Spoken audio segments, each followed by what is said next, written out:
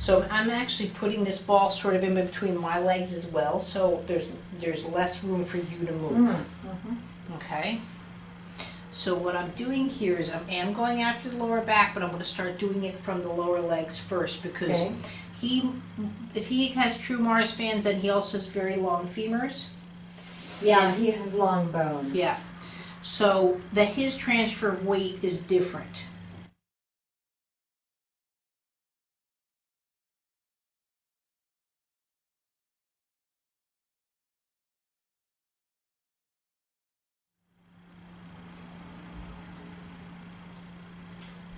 What are you using? It feels like a stick.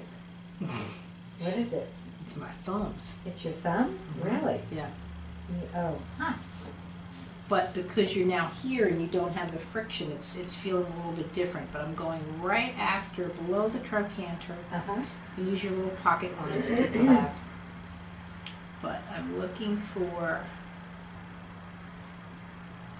But that stick doesn't hurt, right? I'm not being pokey.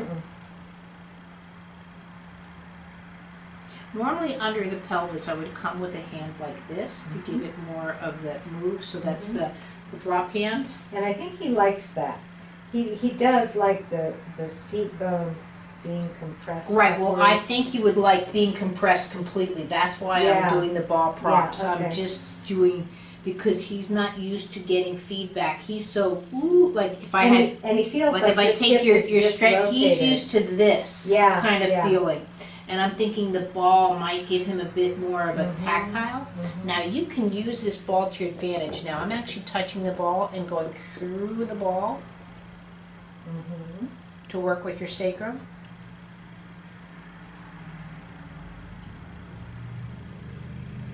And again, this is the kind of thing, we're putting together a couple of things you can throw out or take what you want.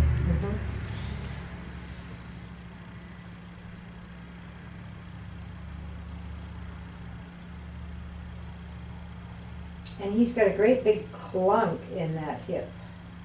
Well, again, by supporting it, he's not going to be anticipating the clunk as much as if it was back here and I was doing that same movement, and he's waiting for his system to give in weird ways. Although he feels like when the clunk happens and his femur relocates, that it's more comfortable in the clunked position. I hope I go home and find he's had his x-rays. Yeah, because he could have bone spurs or calcium deposits in the hip.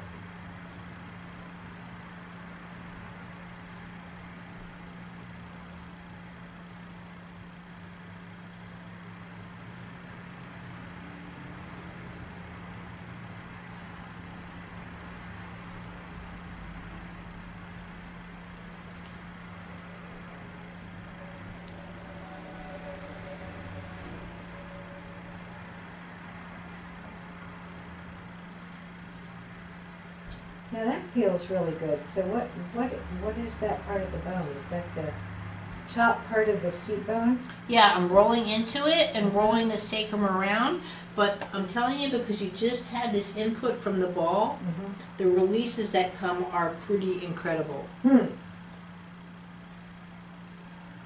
But I think it would just help him differentiate his system a bit more if he had contact. But again, notice even this kind of thing, the tonus that I can use. If this ball wasn't here, look at that same tonus, what it would do. Do you see how it's overcommitting? Yeah, for sure. But here, again, because you're working with a guy and you're on the small side, and you might use this with more of your bigger clients, that this allows you to use a type of tonus to get more into the system without, and bringing them someplace.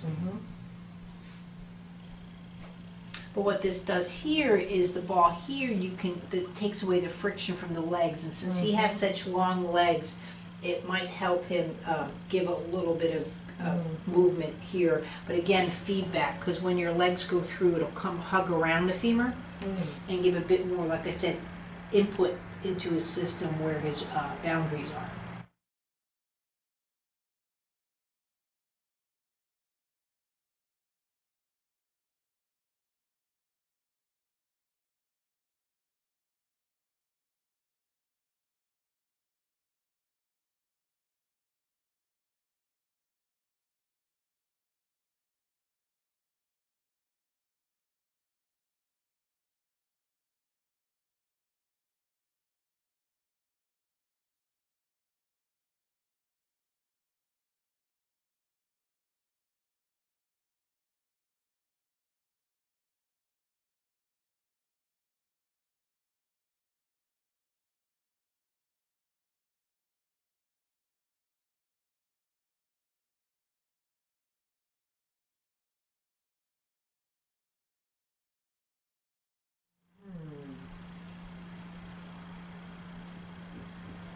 But just to examine someone in a door frame like that, anyone, whether you're a physical therapist, OT, this, that, and the other, you can tell with someone, if they can't even handle torquing around in a door jam, you can't put that person on a stationary bike. Just getting on the bike's gonna kill them. Mm.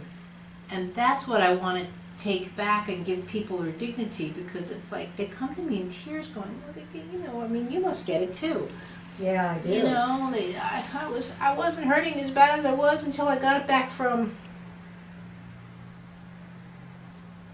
So now at the same time now, if I wanted to change this, I'm going to put the ball in the front.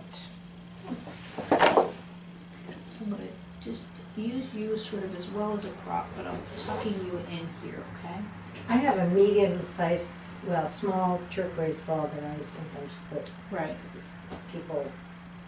But now I'm holding the ball, but see how I'm, again, allowing the pressure in through the abs, the groin. Mm-hmm. And again, you probably wouldn't have to hold the ball too if you just wedged it in with some of that non-slip stuff, but since we're just doing it. But just from that little bit now, you know, your ability to do other things too is quite nice, even though that's what we've been working on a lot, but it just gives a different avenue. So now I can come in here and work with that lower back. So again, when I work the lower back, I'm looking to, again, not lift. This is a lift. It's very subtly different, but again, I've just adjusted my arm. It's a rotation. So notice the right goes up, the left goes down. Again, you've got the balls around you. If you didn't, just to show you the difference in touch. Sorry to keep going in and out, but I'm teaching you so. So again, see around, see the difference, feel that? Mm-hmm. Now, don't you find that's not as impactful for what we're trying to do again with the Mars fan as having this here and doing that same touch? See how I can have a different tonus with that touch, and you do as well? I'm not sure, but I'm going to take your word for it. Okay. I notice that I can put more here and you're not going to go anywhere. Okay. Okay, so again, I'll take this out. So see the difference? How much yeah. you're rolling into it? Yeah. Yeah, I really do. But the first time you took the ball away, Okay. I felt more rotation. See a difference? But now I really, yeah. When you say right side's going up and left side going down, though, can you exaggerate that for me?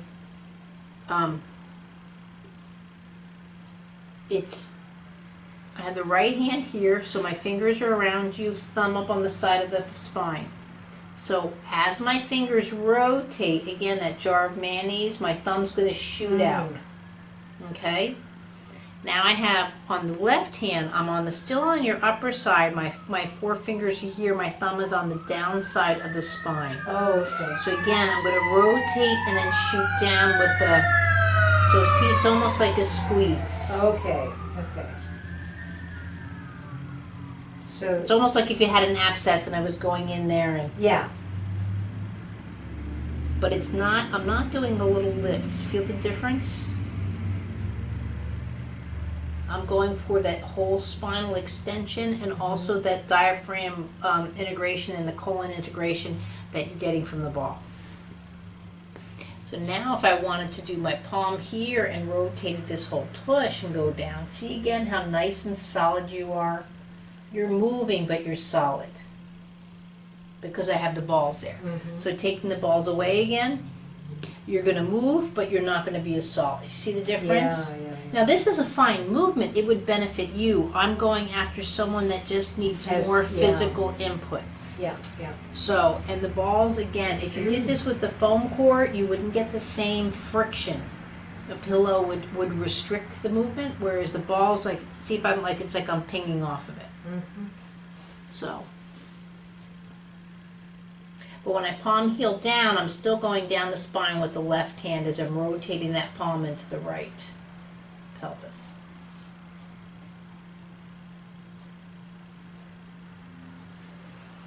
So this is now some of my more delicate work. It's almost like picture your fingers going, it's raining, but obviously not topical. So I don't want the fingers going all the same like a cat. I kind of just let them fall randomly, but I'm looking for just that little input in and around the spine. So all my fingers, see it, are at a different level. Does that make sense? Mhm. Right there we go.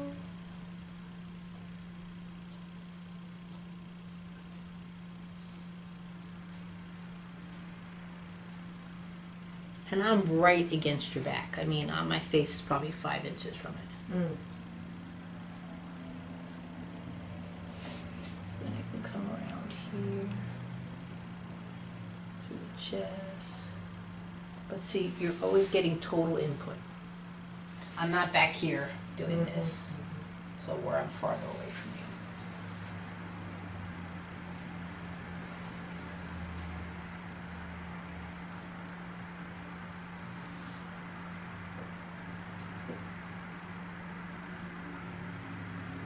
But even that movement here, just to show you again without the ball. See, that one's still just nice, same. But when I roll this way, see how the chest now wants to come forward so much more.